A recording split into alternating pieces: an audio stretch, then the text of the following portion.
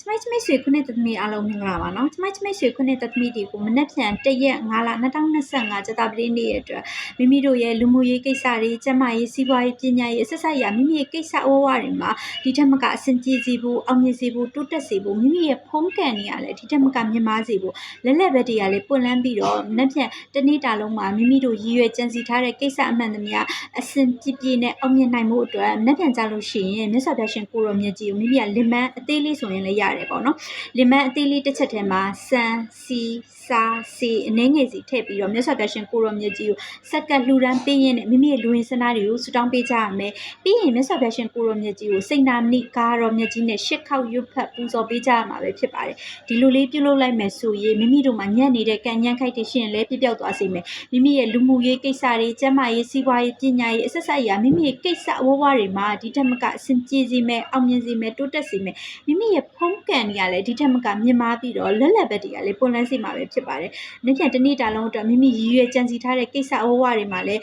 အဆင်ပြေနဲ့အောင်မြင်နိုင်မှာပဲဖြစ်ပါတယ်။နေ့ပြန်အတွက် lucky color လေးကတော့အစိမ်းရောင်အနီရောင်တို့ကတော့နေ့ပြန်အတွက် lucky color လေးတွေပဲဖြစ်ပါတယ်။သုံးကနန်းတစ်ကနန်းခုနှစ်ကနန်းတွေကတော့မနှက်ပြန်ရဲ့ lucky ကနန်းလေးတွေပဲဖြစ်ပါတယ်။မနှက်ပြန်ကြရင်မိမိကအရေးတကြီးကိစ္စနဲ့အပြင်ထွက်ဆက်ရှိတဲ့ခုနှစ်သားသမီးတွေမိမိကအယောင်အဝယ်ပြုလုပ်နေတဲ့ခုနှစ်သားသမီးတွေမိမိကအရေးတကြီးငွေရေးကြေးကိစ္စနဲ့အပြင်ထွက်ဆက်ရှိတဲ့ခုနှစ်သားသမီးတွေမိမိကအင်တာဗျူးသွားပြီးတော့ဖြည့်ဆို့ကြမယ်ညီကောင်မတွေဆိုလို့ရှိရင်မနှက်ပြန်ကြလို့ရှိရင်အဝါရောင်အင်ကြီးကိုဝတ်ဆင်သွားတာမျိုးတွေအဝါရောင်ပါတဲ့လက်ကင်အိတ်ကိုကင်ဆောင်သွားတာမျိုးတွေမိမိကပေါ့နော်